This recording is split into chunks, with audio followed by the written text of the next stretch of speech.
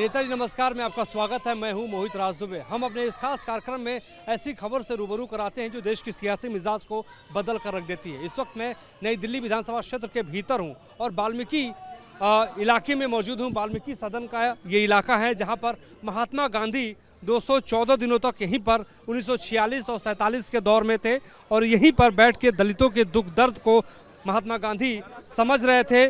संदीप दीक्षित जो है कांग्रेस के प्रत्याशी हैं, लगातार लोगों से मुलाकात कर रहे हैं, बातचीत कर रहे हैं। दो पूर्व मुख्यमंत्रियों के बेटे और मौजूदा वक्त में जो पूर्व मुख्यमंत्री अरविंद केजरीवाल है उनसे संदीप दीक्षित का मुकाबला है। और दो पूर्व मुख्यमंत्री का मतलब शीला दीक्षित के बेटे और प्रवेश वर्मा जो हैं वो साहिब सिंह वर्मा के बेटे चुनाव लड़ रहे हैं। और संदीप दीक्षित के बारे में खासतौर पर हम बात करें तो लगातार ये ताबड़तोड़ डोर टू डोर कैंपेन करते हुए नजर आ रहे हैं। इनसे पहला मैं सवाल पूछूंगा, क्या जलेंगे दीप और कैसे जीतेंगे संदीप? पहला सवाल, कैसे जीतेंगे संदीप? देखिए, ये तो जनता जिताएगी। आप देखो क्या हुआ है कि जब से मैं यहाँ कैंपेन करना मैंने शुरू किया है, मुझे एक चीज़ जो पहले कभी नहीं देखता था कि लोग एक 10 साल पहले की विधायिका को इतना याद कर रहे हैं। मतलब कभी कभी तो कई जगहों पे तो लोग इतने भावुक होकर बात करते हैं कि मैडम ने क्या काम किया है, तो उसके बाद वो कहते हैं कि एक तरह से ऐसा लगा उनको कि 10 साल जैसे कोई विधायक रहा ही नहीं है। तो बड़ा स्वाभाविक एक लोगों का हम लोगों के प्रति जो है एक आकर्षण बनता है। लेकिन हमारी जिम्मेवारी है कि वो आकर्षण तो है, लेकिन उसके साथ साथ उनके जो अपेक्षाएं हैं, जो वो चाहते हैं कि नई सरकार उनके लिए करे, एनडीएमसी में उनके लिए किस तरीके से काम हो, क्या जो मस्टर रोल 10 साल से बंद हो गए और आज तक जवाब नहीं आया कि केजरीवाल ने क्यों बंद करवाए, बीजेपी ने उसको क्यों बंद करवाया, उन चीज़ों के लिए यहाँ के लोग बार बार सवाल पूछ रहे हैं। बल्कि एक बार आपको बताऊं, एक बड़ी ऐसी मुझे चीज़ निकल पड़ी है कि बहुत सी महिलाओं का, जैसे हम लोग अपने 2500 रुपये का जब वादा है वो हम बताते हैं तो महिलाएं हमसे कहती हैं कि भैया 2500 हमें नहीं चाहिए, हमें बेटे के लिए नौकरी दे दो, हमें बच्ची के लिए नौकरी दे दो। कितने दिन हम 1000-2000 की भीख में जिएंगे? मतलब लोग ये कह रहे हैं कि जैसे इससे बड़ा परिवर्तन होता है। कभी कभी हमें भी आने लगा है कि हम क्यों वो 2500 दे रहे हैं, देंगे जरूर, लेकिन मेन चीज़ इन लोगों की है, आप पूछिए सत्य भाई जना करें कि भाई साहब नौकरी दिलवाओ, हमें स्वाभिमान से और सम्मान से जीना है। और ये मेरे लिए बहुत बड़ी सीख है राजनीति में। लेकिन संदीप भाई, हम आपको करीब 2 दशक से हमने आपको देखा है, आपकी पॉलिटिक्स करने का स्टाइल में हमने देखा है और नई पुरानी आप इस दिल्ली से सांसद भी आप रह चुके हैं। इस बार कैंपेन जो है आप कर तो रहे हैं, मुकाबला आपका पूर्व मुख्यमंत्री अरविंद केजरीवाल से है ना, प्रवेश वर्मा से है। किस तरीके से चुनौती देख रहे हैं?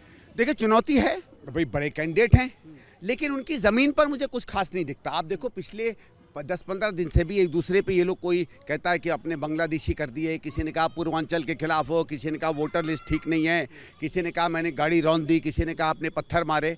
दिल्ली की बात करो ना, नई दिल्ली की बात करो ना।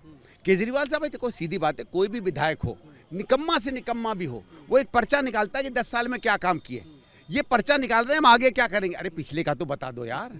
आप कहीं नौकरी लेने जाते हो तो अब ये थोड़ी कहोगे कि मैं नौकरी मिल जाएगी तो बहुत अच्छा काम करूंगा। आप बायोडेटा देते हो कि भाई साहब ये काम किया, मुझे नौकरी दे दो। ये दोनों ही अपना बायोडेटा नहीं दिखा रहे हैं। हम तो बायोडेटा लेके घूम रहे हैं क्योंकि हमने काम किया, पूर्वी दिल्ली में काम किया, दिल्ली में काम किया, व्यक्तिगत जीवन पर मेहनत की। तो हमने तो जो किया है, इन सारे कार्यकर्ताओं के आशीर्वाद से कांग्रेस वाले गर्व से अपना बायोडेटा दिखाता है। हम इनसे कहते हैं बायोडेटा दिखा दो, आगे के सपने बाद में बुनना। क्या माँ का बदला बेटा लेगा? क्या सबका बदला संदीप लेगा? नहीं, इसमें कोई बदले की बात नहीं। देखिए, राजनीति में हार होती है, जीत होती है, दोनों होती है। अगर मैं बहुत पुराने राजनीतिक परिवार से रहा हूँ और एक चीज़ हमने सीखी है, सत्ता आती है, सत्ता जाती है। सत्ता के लिए मेहनत करना, लोगों के दिल जीतना, वो आपका प्रयास होना चाहिए। बदला का मतलब जीतेगा और बताएगा कि भाई। अब आप जीत को बदला मान लो, जीत को पार्टी के लिए जीत मान लो, जीत को लोगों की, जनता के लिए विकास की जीत मान लो, जो भी आप मानना चाहो, मैं उसको बदला नहीं देखता। बदला नहीं। लेकिन संदीप भाई, आप शीला दीक्षित के बेटे हैं, हमने उस दौर को भी देखा है जब शीला जी मुख्यमंत्री थे और आप इस दिल्ली से सांसद थे। कई बड़े आरोप जब वो 2013 और 12 के दौर में लगे और उन पर ही नहीं लगे, आप पे लगे कि भाई आपकी बसें इतनी ज़्यादा चलती हैं दिल्ली में कि पूछो मत। और वो कहाँ है आपकी बसें? मैं तो भाई साहब सबसे कहता हूँ कि अगर बसें मेरी हैं, पकड़ के 2-4 जला दो, मैं माफ़ कर दूंगा। कोई आता ही नहीं है सामने। मैंने कहा फ्री में बैठो। अरे भाई साहब, कुछ हो मेरा तो कोई करे ना।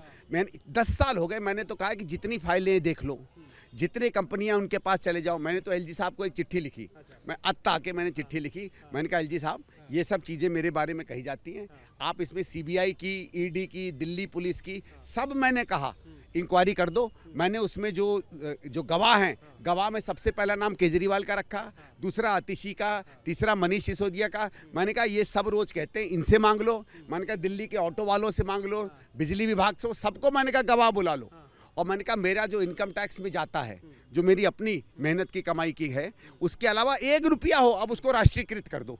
तो जब मैं एलजी साहब से मिलने गया तो बाद में, उसके बाद मैं कई दिनों बाद उनसे मिलने गया था तो हंसने लगे, कहने के बेटा कुछ हो तो हम लोग इन्वेस्टिगेट करें ना। तो इतना मुझे मालूम है कि 10 साल ने ये देखिए, कभी कभी क्या होता है, हर आदमी अपनी अपनी तरीके की अग्नि परीक्षा लेता है। हमारी तो 10 साल अग्नि परीक्षा हुई है। केजरीवाल साहब पहली अग्नि परीक्षा में गए तो पूरे के पूरे जो आप मानो शराब में झुलस गए। तो अब उसको क्या अग्नि परीक्षा देगा जो शराब के खुद जो है एक तरीके से कुएं में डूबा हुआ है। एक झोला लेकर चलते हैं और हमेशा मैंने आपको झोले में देखा है, वो झोला कहाँ गया आपका? वो आजकल को कहते हैं ना मैं झोला उठा के चल दूंगा, कोई उठा के चल दिया होगा भाई साहब, मुझे क्या मालूम है। झोला आपका झोला कोई ले गया? अब ठीक है भाई साहब, जो बात है वो बात है, नहीं झोला उठा के चल दिया नहीं। कैंपेन में तो बड़ा मुश्किल होता है भाई साहब, कैंपेन में तो जितना कम हाथ में चीजें रखो, वह झोला मेरे घर पे पड़ा हुआ है। संदीप भाई बात यमुना की करेंगे, बात हम करेंगे क्योंकि यमुना आपकी कॉन्स्टिट्यूंसी में ही आती है। अगर इधर से जाएंगे तो सवाल ये है कि बात यमुना साफ कैसे होगी, किस तरीके से आप यमुना को साफ करेंगे? साफ करना कोई बड़ी वो वैसी चीज नहीं थी। क्या है, दिल्ली में जितना गंद बनता है, पानी में जाता है, वो जमुना जी में जाता है। उसको आपको ट्रीट करना चाहिए, साफ करना चाहिए। उसको ट्रीट एक ही चीज से कर सकते हैं जिसको हम सुएज ट्रीटमेंट प्लांट कहते हैं। अब अगर केजरीवाल साहब ने पिछले 10 साल में एक भी सुएज ट्रीटमेंट प्लांट नहीं बनाया, पिछले साल 2 साल में कुछ काम करना शुरू किया। एक मिनट यमुना पर 7 इंटरसेप्टर लगे थे नजफगढ़ ड्रेन पे। इंटरसेप्टर का मतलब ये कि वो पानी रोकते, उसको साफ करते और साफ पानी वापस नजफगढ़ नाले में डाल देते, जिसमें वो जमुना जी में चला जाता। वो एक नहीं बन पाए, 7 बनना शुरू हुए थे। और इसीलिए मैं आपको कारण देता हूं क्यों।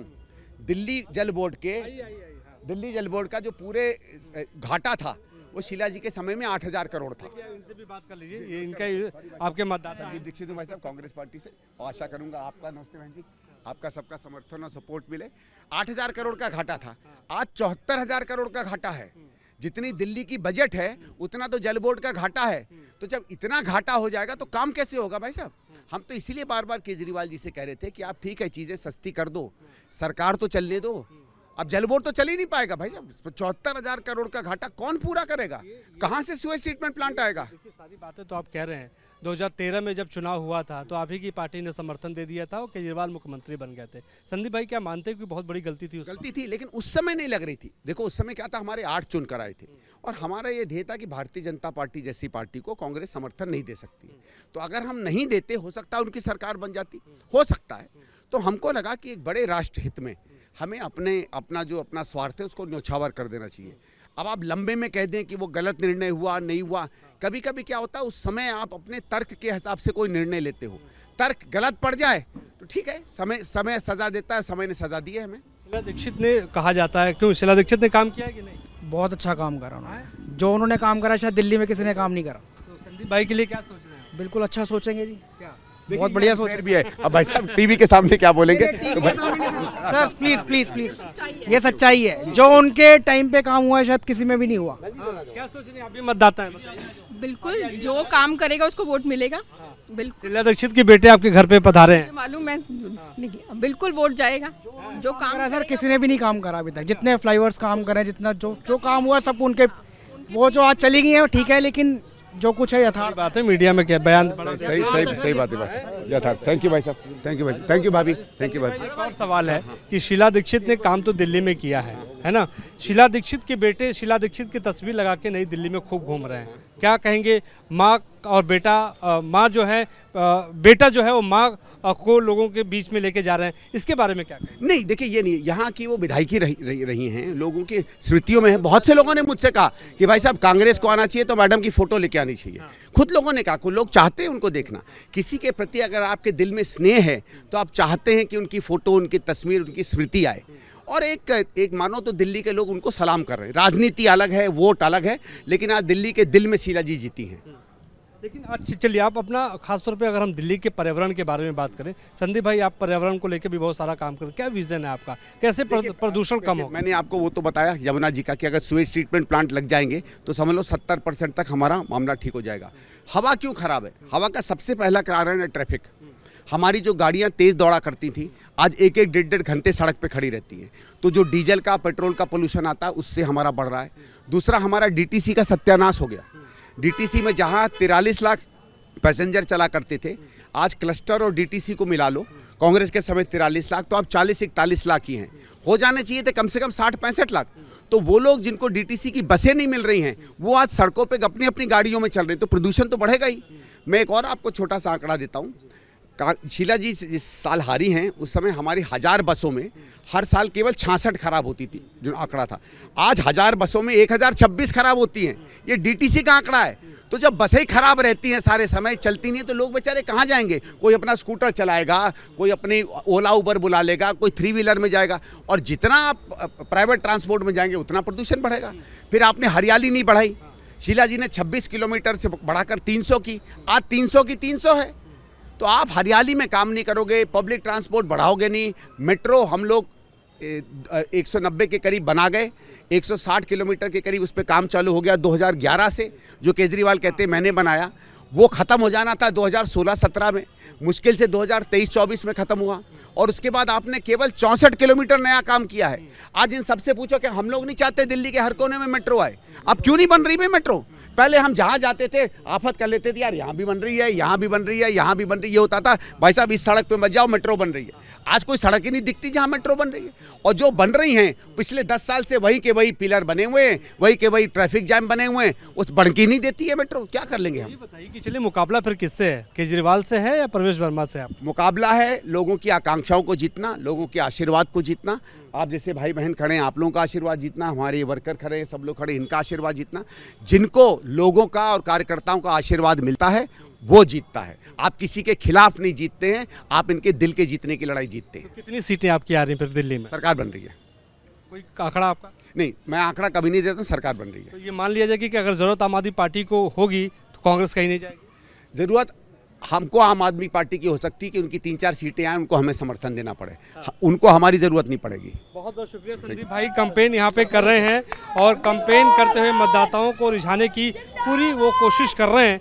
ग्राउंड जीरो से हम आपको नई दिल्ली विधानसभा क्षेत्र के भीतर से जो है संदीप दीक्षित से खास बातचीत करते हुए आपको यही समझाने और बताने की कोशिश कर रहे थे कि संदीप दीक्षित क्यों और किस तरीके से मतदाताओं को रिझाने की कोशिश कर रहे हैं। दरअसल ये वाल्मीकि बस्ती का इलाका है और यहाँ पे फिर से आपको हम तस्वीरों में दिखाते हैं कि संदीप दीक्षित जो है लोगों से बातचीत कर रहे हैं और प्रचार प्रसार कर रहे हैं। ये देखिए अंदर, आपको देखिए ये करीब 4th फ्लोर का ये जो अपार्टमेंट है, ये सरकारी ये क्वार्टर्स हैं और एक विदाउट लिफ्ट, और एक एक करके जो है लोगों से वो मुखातिब हो रहे हैं, मुलाकात कर रहे हैं। और आपको बता दूं कि महात्मा गांधी भी 214 दिनों तक इसी इलाके में रहे थे और इसी इलाके में रह के उन्होंने दलित से मुलाकात करके दलितों का उत्थान किस रूप में किस तरीके से हो उसके बारे में जो है उन्होंने चिंतन किया था, मंथन किया था। 214 दिन कम नहीं होता है, और वो भी उस वक्त 1946 और 47 के दौर में जब हिंदुस्तान आज़ाद हो रहा था।